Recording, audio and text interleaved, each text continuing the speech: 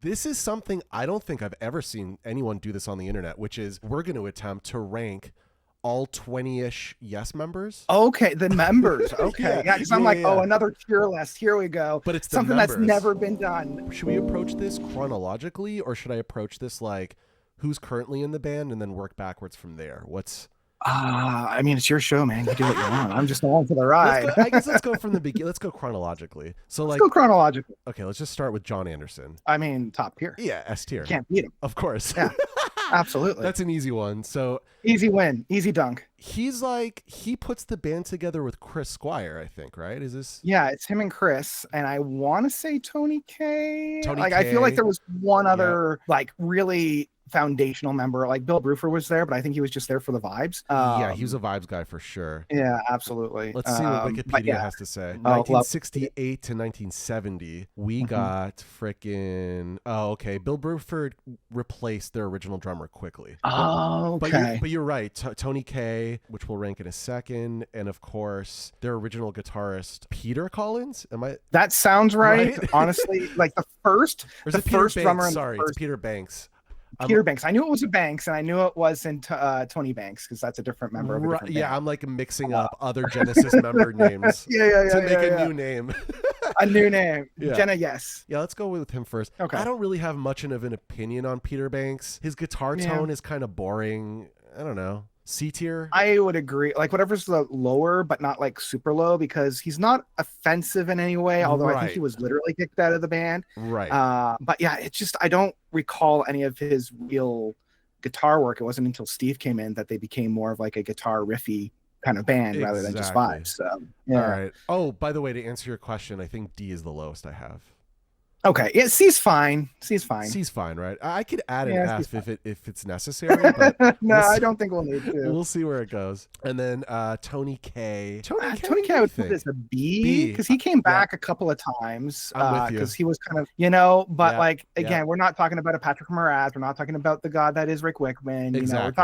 We're talking about one that kind of came in, did his stuff, was pretty good at it, and then totally. So that's where I agree with that. B tier. And also like, his tones weren't as progressive or experimental as, like you said, like Rick Wakeman, but he did the job, and he did the job. Like I said, he was a vibes guy. He's like Bill Bruford. Vibes guy. So with that said, let's do Bill Bruford. Bill Bruford's an S, straight up there, right up at the top. He's my boy. Straight up S tier. That's me. He's my, honestly, this is showing my hand a little bit. He's my favorite drummer of all time. Wow. So I know. It's just because he's the virtuoso, right? He can do jazz, he can do rock, he can do pop, he can do, like, you see him in all these different groups and all these different bands, and he's just a master in each style. Right. Whereas other drummers are a master in their one style. He's the master of all the styles. Right. And the amount of innovation he was doing in the 80s with King Crimson, are you kidding me? Yeah, that's actually, I'm so happy you said that, because that's my favorite era of King Crimson is the 80s stuff. Spicy take. And I saw Beat live in Toronto, actually, with my friends. I wanted to see it, but I couldn't get around to that because that would have just been a fantastic show.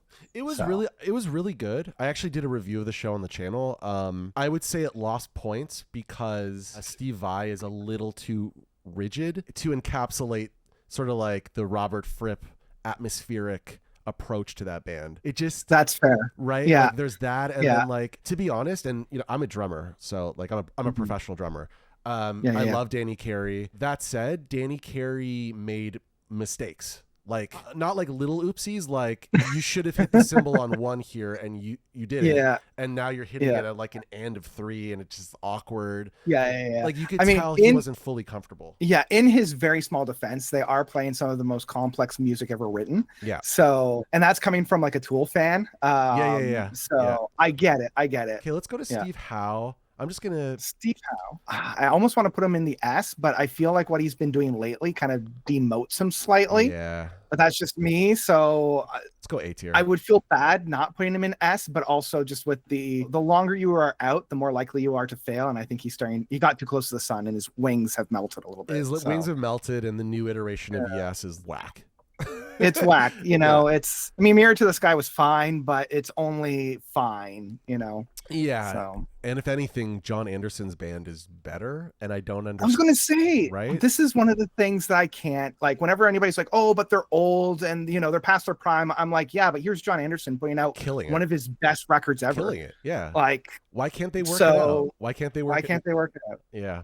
Yeah. All right, so Steve Howe, Chris Squire. Holy shit, we're missing like that's the S. guy. I mean, S tier. Yeah, without. I mean, they prove this with Anderson, Bruford, Wakeman, and Howe that like without Chris, you lose that integral, almost like ingredient, structural piece of Yes. Yeah. You can still make good music, but it's not Yes music. I agree. I would argue that he's the top of he's like top S tier, like above Jon Anderson. If I would agree. I think both he and Jon make Yes, but I think it's really Chris's just masterful harmonization skills, his rhythm skills, like what he did for the bass moving forward, just revolutionized it. Without that touch, like who was the one that kind of took over from? Was it Billy Sherwood? Billy Sherwood. That's right. Yeah, it just hasn't really sound the same. Nah. You know, and like all the props to Billy, but he's more of a fanboy than he is an innovator. Yeah. So I just, you know, he does the job fine, but it doesn't have that magic sauce. Should we just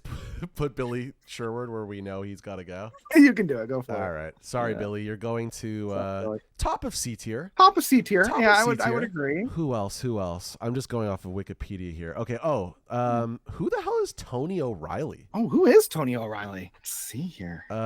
That's the only guy I really don't know anything about. He was in the band. Oh, I'm getting a lot of different Tony O'Reillys. Did Peter Banks was he the first guitarist? Maybe. Is that possible? I'm literally not called the Kubas. Oh, geez, that's even too deep of a lore for me. Yeah, I don't know. Let's just put him at the bottom because we don't know who he is. D tier. That's fine. Sorry. That's fine. All right, Rick Wakeman. I think we know where. I mean, S. Yeah. He really made down for Yes going forward. So yeah. Should I put him? Because right now in the S tier, we have number 1 Chris Squire. Then we got Jon Anderson, followed by Bill Bruford. Where do you want to put Wakeman? Number 2, number 3? Honestly, I would put him just below Jon Anderson. Not or Bill Bruford. So both. Bill Bruford, because Bill Bruford's my boy. We've already covered this. He's my boy. Rick did some amazing. Bottom of S tier? No. John's got to be at the top. I think it's Chris, Jon, Bill, and Rick. Got it. That's just for me. They're all. I don't disagree with S's. This. Yeah. They're all S's, but yeah, I think this is the thing. If you remove Rick Wakeman, you still have Yes. If you remove Bill Bruford, you still have Yes. But if you remove Jon or Chris, you don't really like. You do, but you don't. You do and you don't. Yeah, I agree with this wholeheartedly. Alan White, I think, is a really solid drummer. Yeah, I would give him a solid A. Only because, as I mentioned, Bruford is my boy. And I mean, I'm trying to look past his history, you know, because that would influence it, both positive and negatively. Okay, so who do we have left? Got probably like half the list left. Like Patrick Moraz. Sec. He's the next one up. I just got to click on, because I'm moving images and I don't know what they all look like, so I have to like reference the image. You know what I mean? Yeah. Okay. I mean, I love Patrick Moraz. Yeah, I think great. I really wish he was more like he was on for more than just the one record. Exactly. Yeah. But I also think he left because they kicked him out because he was too much trying to do like the rock star thing. And I'm like, nah, man, that's not their vibe. But I would have loved to see what Patrick would have brought in subsequent albums. But if he didn't leave, we wouldn't have gotten Going for the One, which is one of my all-time favorite records. So it's like, that Monkey's Paw. Awesome. Do I want to keep him there or do I want to?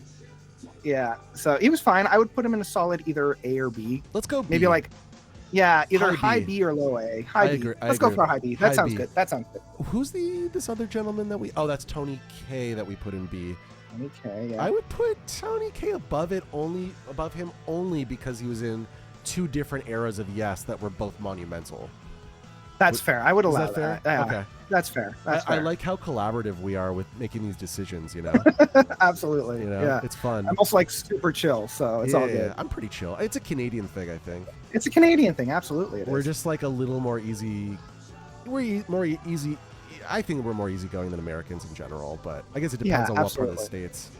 Well, it's funny because some of my state friends, some of my American friends, you know, they'll try to push the button and be like, okay, how polite are you? And I'm like, you're going to find the difference between being polite and being kind, my friend. So, okay, I love the topic of the 2 Trevors. Let's get into it. Oh, man, let's get into it. The 2 Trevors, man. Let's start with Trevor Horn. Yeah, let's do Trevor Horn. Yeah, I think it was Trevor the Trevors that came over from the Buggles, right? I think that's where they came from. Well, so Trevor Horn and Jeff Downs came from the Buggles. Did also Trevor Rabin? Yeah. Or was Rabin like a producer or something? I think he might have been a producer. I don't know. I could be wrong. I just know that like Trevor Rabin came in during that time. Yeah. So I could be wrong. Yeah, but I think him and Jeff Downs put out that one album in 1978 or whatever with Video Killed the whatever. Radio Killed the Radio Killed the or whatever it is. Yeah. The big one, The big one. I have to say that every time I listen to Drama, it grows on me. I like it more and more and more. It ages like fine wine. I think it's the best. Hi, Buttons. It's the best Yes album without Jon Anderson. That's harsh because the only other one that I really like and the only one I really mess with without Jon is Fly From Here, and that's only because it came from so much of the sessions of the Drama era. Right, so much of the Fly From Here, like they were originally going to release Fly From Here as like a follow-up to, because they had that song almost completed, but then it never got released. So I know there's two different versions of that album where it's like that lineup again doing that record, and then they hired some Quebecois asshole to replace him. Yeah, because like originally it was some other guy that sang it on the original Fly From Here. Is that what it is? Yeah. Yeah, and then Horn and Rabin were just like, nah, this is how we wanted it to sound like. So they re-recorded it, and that's the Return Flight. Because I think it was both Trevor Horn and Trevor Rabin. I think it was like their brainchild with Chris Squire. Like the three of them really created that. But yeah, I think I like them both equally, but I don't know, like Machine Messiah is one of my favorite Yes songs because of how dark it is and how almost proto metal it is. Actually, Buttons, we've listened to Drama before. You probably don't remember, but oh, by the way, Michael, this is my co-host Buttons. Hello. You can't see her, but you'll hear her. Yeah, I'm just like in the back floating around. Yeah, God Junior, if you will. Yeah, like a mini omnipotent. Yeah, my little Jiminy Cricket. It's just like, oh, hello, this is my conscience speaking. Exactly. May I put Trevor Horn in the low A tier? I think you may. I was raised with my dad who hated the Trevor Rabin and Trevor Horn era, so I've had to do a lot of unlearning to that, and actually realize you're stuck in the middle between your divorced parents who disagree about everything. Totally. Yeah, where does your heart?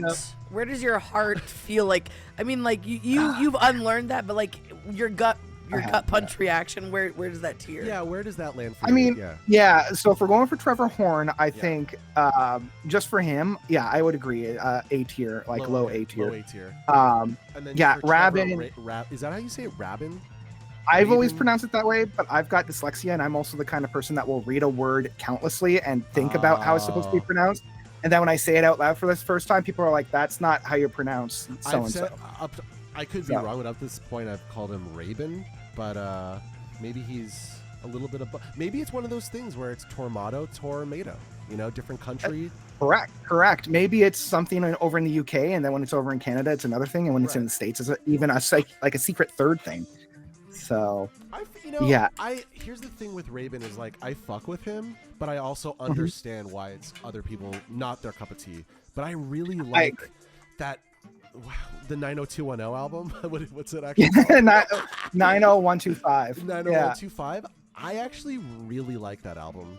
I'm split. You're split? I'm split because production wise, like behind the music, if you listen to it just as a production wise album, it is a masterpiece. Like they were doing things in the production studio that had never been done before. They were pioneering, they were innovating, like they were really taking the spirit of progressive rock and putting it behind the actual production work. I'm not a fan of the music. That's the only problem. That's totally fair. Yeah. I think there's only one or two tracks off of that whole album that I'll come back to, but man, give me a good pair of like headphones and like the solid raw file of those tracks, and I will just melt into how good they sound. So I actually made this argument a few shows back with our guest, David Heretic. Do you know this YouTuber? I'm not familiar, no. He's like a legacy. He's been around for a while doing live music reactions for the most part. But okay. we did a live reaction to a Yes single off that album, and I made the argument that Owner of a Lonely Heart is the first 90s song ever produced. Like the aesthetics of it are actually very 1990, but it was made in 1983. Yeah, like a lot of the production side, that clipping of rhythm that you would hear in like the late 80s, early 90s, specifically in like the hip hop and like, you know, I'm thinking of like, yeah. You know, like it would fit perfectly on like the original Ninja Turtles movie. Or even the speaking of 90210, even the 90210 theme is influenced by that aesthetic, you know? Yeah. So, okay, why don't we meet in the middle on Trevor Rabin and put him in the B tier somewhere? Yeah, I know you'd probably put him C tier, but I like him. I'd probably put him high B, but maybe we can go low B or something. I would go low B. Like, I don't want to undermine his influence because even if I don't like him, I can appreciate the influence that he had for albums like 90125 and Big Generator.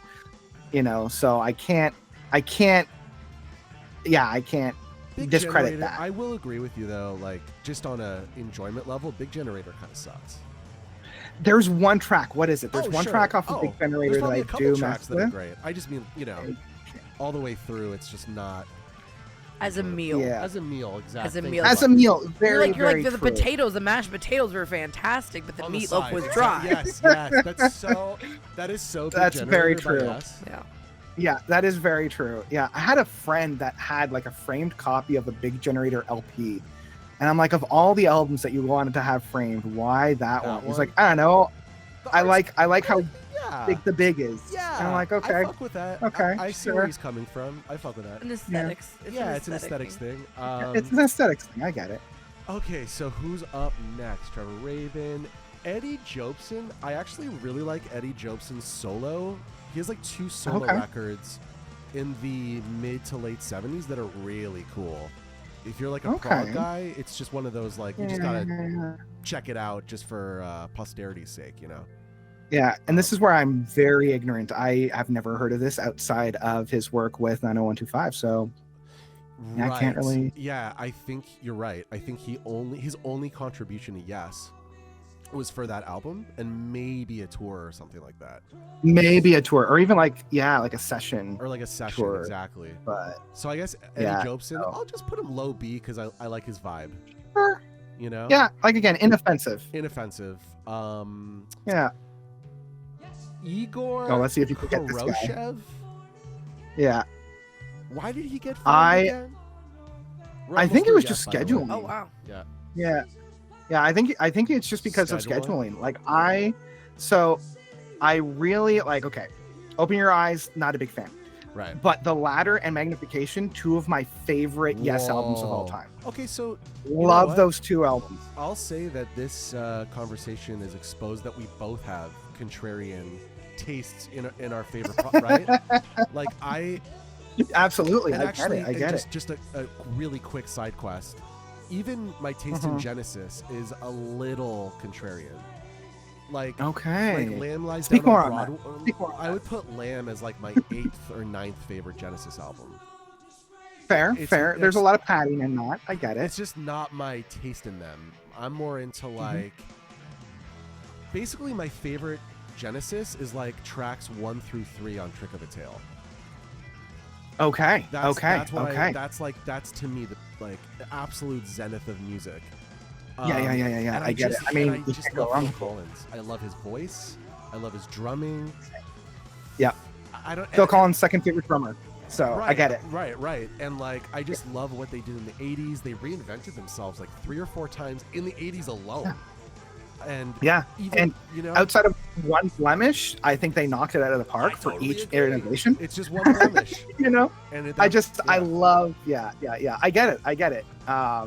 Trick of the Tail for me is like one of the desert islands, and you can't really beat that Dance in a Volcano, Entangled, and then you can't beat it. What is Squonked? You can't beat it. That's top tier. Those 3 songs is all you need from music, period. Because it rocks. It's emotional. It's cerebral. It's doing everything you want music to do in 3 songs, basically. Yeah, all 3 tell such a beautiful story as well, which I wish more prog would do, is like tell these really intricate and fascinating stories. And that's one of the things that I love Genesis for, even in their later days. Yeah. Like even on We Can't Dance and Calling All Stations, they were still able to capture a really compelling story. So I'll let you in on a little secret. Buttons and I have made an album, and we have a song that's going to be a single called Thai Angel, and the music is a reference to Entangled. It's like I'm taking Entangled and doing some untangling it. Yeah, like interpolate, and like what Buttons wrote is completely new. It's just that the harmony of like what I programmed is a reference and interpolation of that song. I love that because the harmonies of that is so rich. They're so rich. It's just exactly. I was like, I want to take this kind of chord progression and turn it into something modern, and it's really risky because it's like, you know, Lil Wayne just did this with "Island in the Sun" by Weezer, and it's fucking dog shit, right? We'll listen to it a little later. Yeah. It's hit or miss. After we get off this Zoom with Michael, but Michael, if you at any point, I didn't even know the lore behind the song. Dude. I didn't even know I'm part of the song, and I didn't know the lore. Well, no. So the lore. So our song's a reference of Genesis. That's separate from this Lil Wayne song that sampled Weezer's "Island in the Sun." Oh yeah. Right. Oh, totally separate. Totally. But whenever you get a chance, Michael, it is bad. And it metaphorically basically tells you the narrative of why the Super Bowl went with Kendrick and not him. This answers that question in a metaphor, right? Oh, that's hysterical. Okay. So anyway, I mean, I love listening to bad music, so this will be a treat for me. Maybe it's bad. This It is bad. Anyway, back to this yes situation. I think we only have two left. Oliver Wakeman, I guess technically. Yeah. He helped out in a couple of live performances, and I think he even did like late 2000, like 2010s. I think he was on something. Can we just do but not here? I don't know. Yeah, I feel bad because he does a fine job, but I don't think he's ever actually contributed in terms of like composition. Right. Outside of what was it From a Page, where it was like mostly like just a compilation, but like there was a couple of new songs on it. Okay. Yeah. Anyway, it was fine. Oh, I just fucking realized why I have like 5 left on the list. It's because we haven't gone through the new members. So it's actually we haven't gone through the new members. 1 left plus, and then we'll do the new members. Okay, so that's fine. The last one of the old guys is the Quebecois fucking dude. Yeah. Bonnet. I know that sometimes Benoit, they dropped a T. Benoit. But I don't know if it's David, but I'm pretty sure it's David. I'm so sorry, but I'm putting him right at the freaking bottom of the D tier. Go for it. I mean, he was fine on Fly From Here. I really like that. Yeah. He did a fine job, but I returned to the Return Flight more than I do the original. So. Yeah. I just have a bias. I'm just being funny because like fuck Quebec in like a funny way, but then also I don't like him in Yes. His voice is too sucky for me or something. You know what I'm saying? Like too schmaltzy. He's too schmaltzy for me. That's fair. I like sucky as a term though. You like that one? Yeah. Your voice is too sucky. It's too sucky. Okay, what do we got left? We got the new. Did we do Jeff Downs? The new school. Did we touch upon Jeff Downs? We skipped Jeff over Downs. Him. Yeah. I like him a lot. I think he's a really good really creative. Knows how to like fill the zone. Like I like him a lot on drama. Yes, I would agree. Yeah, wasn't a big fan of some of his other stuff, but I liked what he did from Fly From Here. I like his programming. Yeah. So I like his programming a lot. I'm happy wherever you want to put him. I put him in the middle of B tier. B tier's good. Seems chill, B tier's right? fine. Yeah. Then we got. Luckily, I think we already did Billy. We already did Sherwood. Billy. Yeah, we put him in C tier. So that just leaves the singer and the drums. That's right. Let's start with Jon Davison. The fact that his name is so similar to Jon Anderson makes me dislike him more. Yeah, and honestly, I got it out. Even his beard and his haircut, he's trying to look exact. He rubs me the wrong way. That's fair. I mean, he's fine on Mirror to the Sky, but he's also on Heaven and Earth and all those god awful ones prior to that, or I guess after that, but prior to Mirror to the Sky. Right. I'm good putting him in like C. Yeah, I'll put him bottom C. Yeah, because I feel like this this iteration of Yes is really the Steve Howe show, and none of these guys I think are confident enough to add their own personality to make a new iteration of Yes. Man, he has a big forehead. He's got a it's an 8 forehead. This guy. We love you, man, but all right, Jay Shellen. Yeah, the drums. Not a fan. As a drummer, I do not like how slow and how metronomic they're playing Starship Trooper live. It sucks. Yeah. I hate it. It sucks the soul out of it. I hate it, and it sucks. It really showcases, again, nothing against Jay. I'm sure he's doing a great job, but he's just doing what he's told, right?